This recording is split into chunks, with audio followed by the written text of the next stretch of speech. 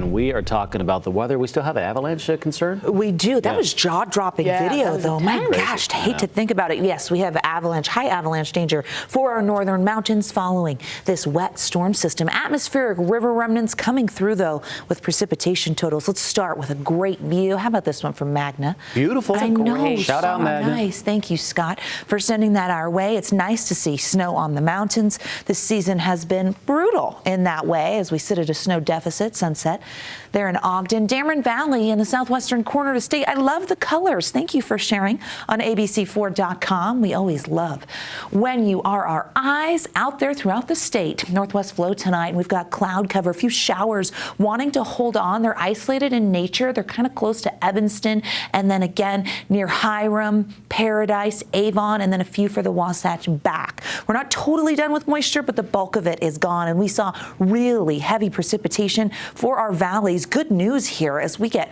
1.25 inches for the Wasatch back. Eden, that's a win. 0.8 in Wellsville. 0.65 in Ogden. Over half an inch in Kaysville. Salt Lake International. This is one of the best storms we've seen all season, with getting half an inch and really pushing our monthly total. Woodland Hills, love that. Also coming in at half an inch. Thanks, Peggy.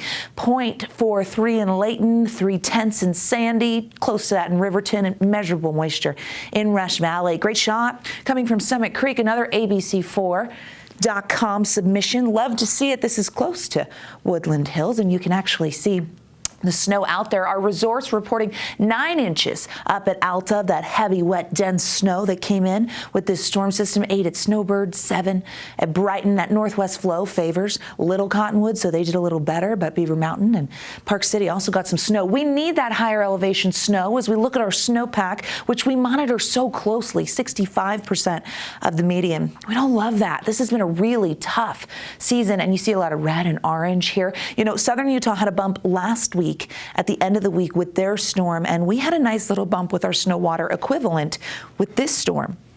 So what is a SWE? Well, it's if you took all of our snow and melted it into a liquid and measured it. We're now at 7.8 inches. Keep in mind, we've seen record low SWE this year. Typically, we're supposed to be right around 11.9. So clearly we have a snow deficit, and we see that the moisture is lacking.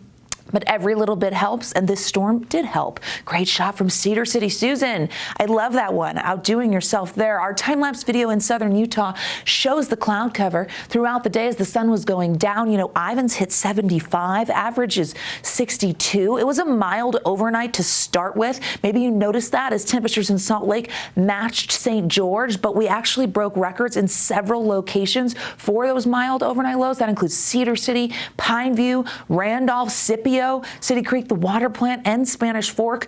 A lot of those low 40s breaking that record. We warmed things up, and gosh, did we soar above average. 62 in Salt Lake. It's 13 degrees above where we typically are. 73 in St. George. Beautiful day. But that's about 10, 11 degrees above average. 60s on the eastern side of the state. This looks like a spring day. It's still February. We haven't seen much winter. We saw it for a week. Overnight lows in the mid-30s along the Wasatch Front. We're going to see partly cloudy skies after mostly cloudy conditions for a bulk of the day.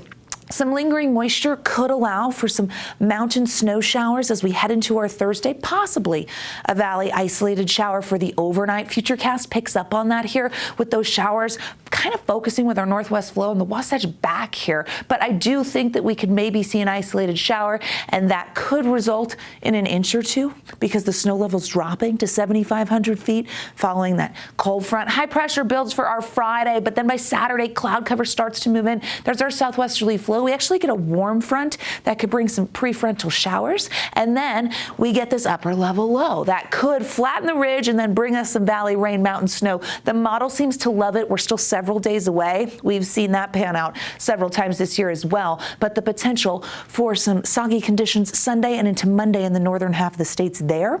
Long range here, giving you that upper level. You can see that high pressure that impacts us tomorrow night and into Friday with warmer conditions, quieter conditions. But there's that trough. It's going to flatten the low. It brings in the potential of wet weather. More cloud cover comes streaming in with the warm front here. The path of the low isn't totally defined. The weather models don't necessarily agree, but we will watch what happens, and we know there's a chance of us seeing some wet weather. And how about that little system that could impact us for the midweek? You know I love an active pattern. Let's go progressive here, people. We need the moisture, 40s and 50s for those highs tomorrow. Cooler than today with our northwest flow, but still unseasonably warm. 68 in Moab, 76 in St. George. And this 7-day is almost ridiculous, okay? We've got 70s and we go 80 on Saturday. Why not? Full send. It's still ski season. You can say that. We could see Tuesday and Wednesday bring some cloud cover in low 70s. Here's the Wasatch Front. Maybe an overnight shower is possible. And then Saturday, slight chance. Sunday, some moisture, and then maybe some active skies, or at least unsettled into next week with very mild conditions. Hello, 63 Saturday. I see you. Hello. I know, right? Everyone sees you outside. I know. We're going to catch me outside. How about that?